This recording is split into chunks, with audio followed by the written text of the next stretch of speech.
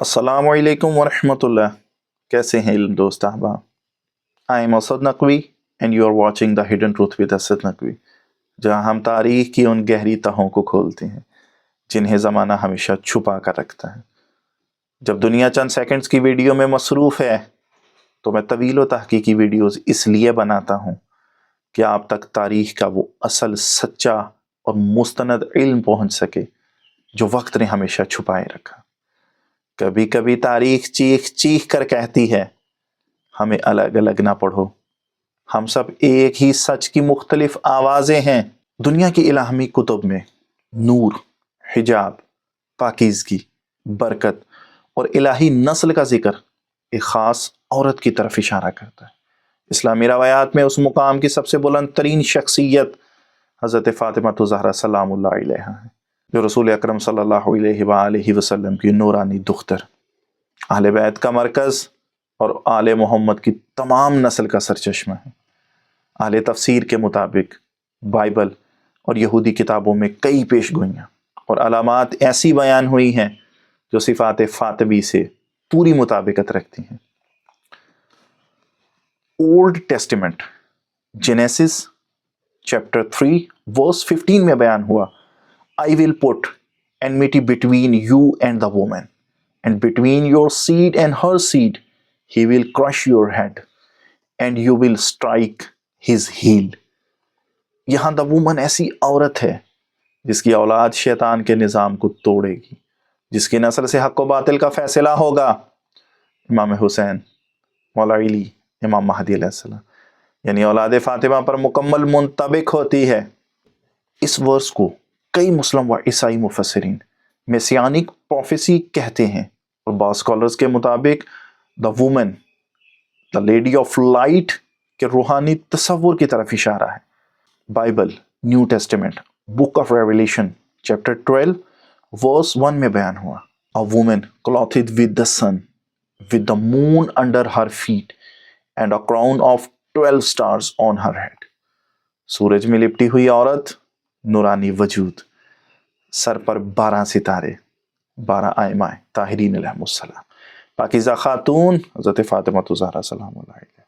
عیسائی علماء اسے مدر آف مسیحا کہتے ہیں. اسلامی محققین کے مطابق یہ حضرت فاطمہ زہرا سلام اللہ علیہا اور اہل بیت کی پیش گوئی ہے.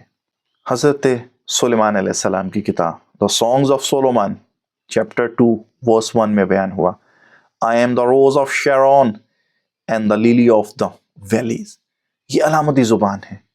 روز آف شیرون پاکیزہ ترین عورت، لیلا الوادی بعصمت نورانی خاتون. کئی یہودی اور مسلم مفسرین خصوصاً ابن عربی، امام فخر الدین رازی نے اسے صفات فاطمی سلام اللہ علیہا سے تطبیق کیا ہے. Old testament book Ezra chapter 47 verse 2 and 3، Proverbs 31. یہودی کتابوں میں پاک عورت کی علامت پردہ، حجاب، پاکیزگی، گھر کی ملکہ، نورانیت، تقوی، یہ تمام صفات سیدہ فاطمہ زہرا سلام اللہ علیہا کے مقام کے عین مطابق ہیں. Book of Samuel chapter 7 verse 12 and 16، یہاں ایک پاک نسل کا ذکر ہے جسے ڈیوڈک پروفیسی کہتے ہیں.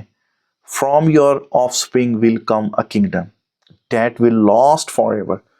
یہودی علماء اسے مسیحا ڈائنیسٹی کہتے ہیں. مسلمان مفسرین خصوصاً شیعہ اسکالرز اسے اولاد فاطمہ زہرا سلام اللہ علیہا پر منطبق کرتے ہیں، کیونکہ دنیا میں قائم ہونے والی آخری حکومت امام مہدی علیہ السلام کی حکومت ہوگی. بک عیسیٰ چیپٹر 16 ورس 1 and 3 میں بیان ہوا Arise, shine, for your light has come, and the glory of the Lord rise upon you. نور محمدی جو فاطمہ سلام اللہ علیہا میں منتقل ہوا، اس نور سے زمین عدل سے بھر جائے گا. مدر آف ڈیوائن لائٹ کا عنوان دیا گیا. بک آف ججز چیپٹر 5 ورس 24 میں بیان ہوا موسٹ بلیسڈ آف وومن. یہ براہ راست اسرائیل کی ایک مقدس عورت کے بارے آیت ہے، مگر اہل تحقیق کے مطابق موسٹ بلیسڈ آف وومن کا حقیقی مصداق انسانی تاریخ میں ایک ہی ہے، سیدہ فاطمہ زہرا سلام اللہ علیہا، جنہیں پیغمبر اکرم نے فرمایا الفاطمہ تو سیدۃ النساء العالمین. یہودی کتابوں کی زبان میں یہ بروچا نیشم کہلاتا ہے، یہودیوں کی نورانی کتاب.